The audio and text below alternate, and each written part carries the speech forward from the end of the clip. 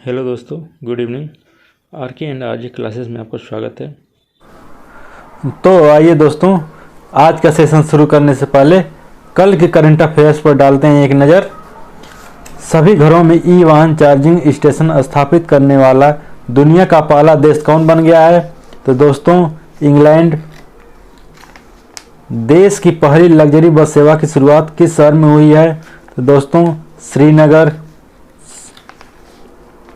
संयुक्त राष्ट्र विश्व पर्यटन संगठन ने भारत के किस गांव को सर्वश्रेष्ठ पर्यटन गांव पुरस्कार के लिए नामित किया है? तो दोस्तों, इसका सही आंसर होगा उपयुक्त सभी।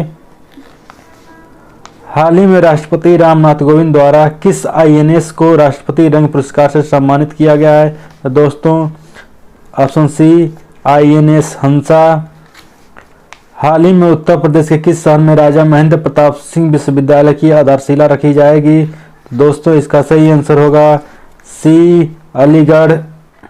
हाल ही में प्रधानमंत्री नरेंद्र मोदी ने किस राज्य में सरदार धाम भवन का उद्घाटन किया है? तो दोस्तों, अहमदाबाद, गुजरात। भारत 2023 में पहली Asian organisation of audit institute की असेंबली का अध्यक्ष किसे चुना गया है? दोस्तों, B, Girish Chandra Murmu. National fertilizers limited के नए अध्यक्ष और प्रबंधक निदेशक कौन बन गए हैं? तो दोस्तों, ए, निर्लेप सिंह राय। बुलेट ओवर बॉम्बे सत्य and the Hindi film gangster नामक पुस्तक किसने लिखी है? तो दोस्तों, इसका आंसर होगा बी, उदय भाटिया। तो दोस्तों, शुरू करते हैं आज का सेशन। पे नाउ, जिसके साथ भारत ने यूनिफाइड पेमेंट इंटरफेस यानी कि यूपीआई को जोड़ने की घोषणा की है, किस देश का भुगतान इंटरफेस है? तो दोस्तों, इसका सही आंसर होगा डी, सिंगापुर। भारत और सिंगापुर ने यूनिफाइड पेमेंट इंटरफेस और पे नाउ को जोड़ने की घोषणा की है ताकि यूजर्स तत्काल कम लागत वाले फंड ट्रांसफर कर सके।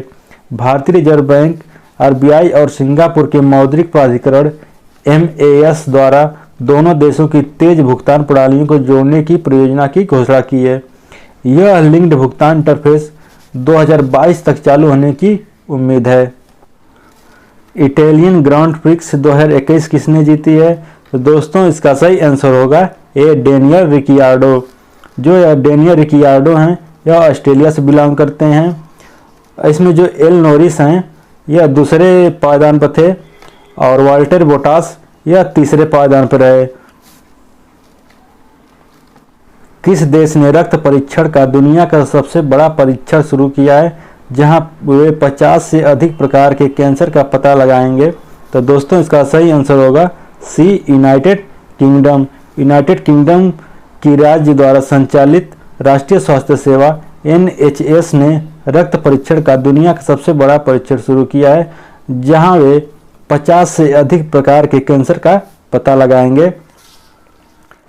इन्फोसिस के साथ किस संगठन ने अपनी क्लाउड परिवर्तन यात्रा को तेज करने के लिए आस ग्रिड के साथ बहुवर्षीय रणनीतिक जुड़ाव में प्रवेश किया है? तो दोस्तों, इसका सही आंसर होगा ए, माइक्रोसॉफ्ट।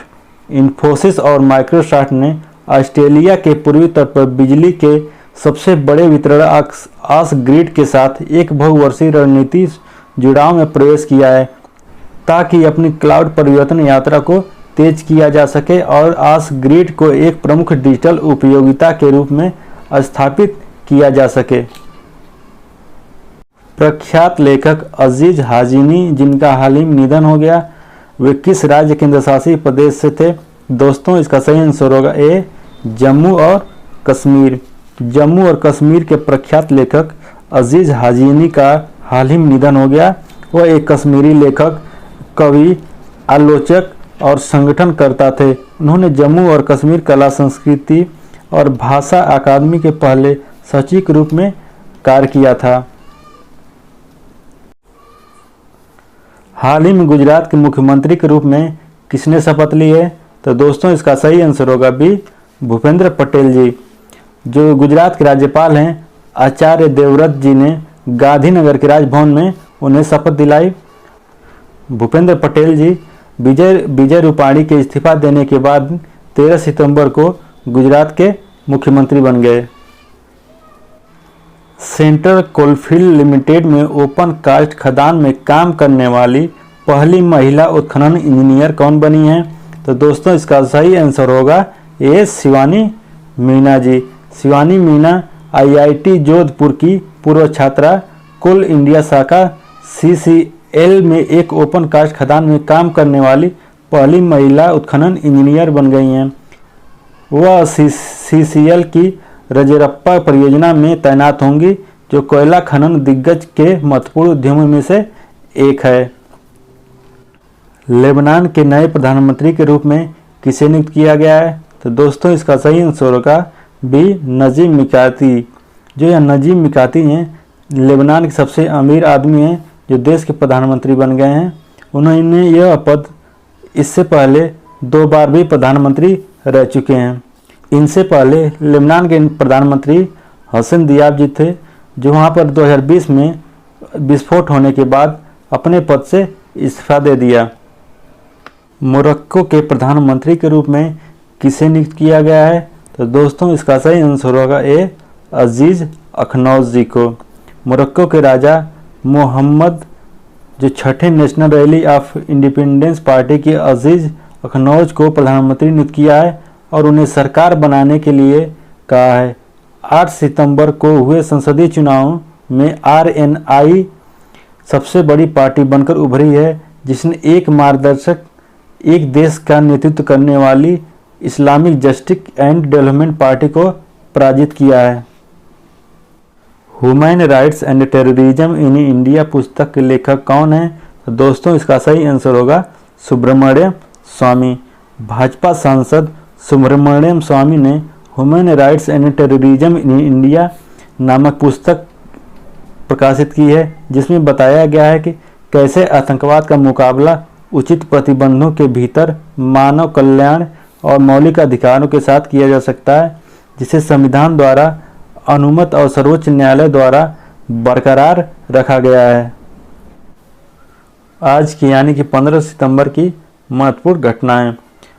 1959 में भारत की राष्ट्रीय प्रसारण सेवा दूरदर्शन की शुरुआत हुई थी। 1916 में प्रथम विश्व युद्ध में पहली बार सौम्य की लड़ाई में टैंक का इस्तेमाल किया गया था। 2003 में सिंगापुर के मुद्दे पर विकासशील देशों के भड़क उठने से WTO वार्ता विफल हुआ।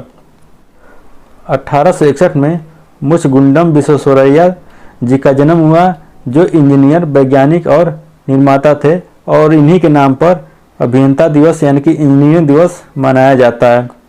1976 में शरद चंद्र चट्टोपाध्याय का जन्म हुआ था, जो भारतीय उपन्यासकार थे।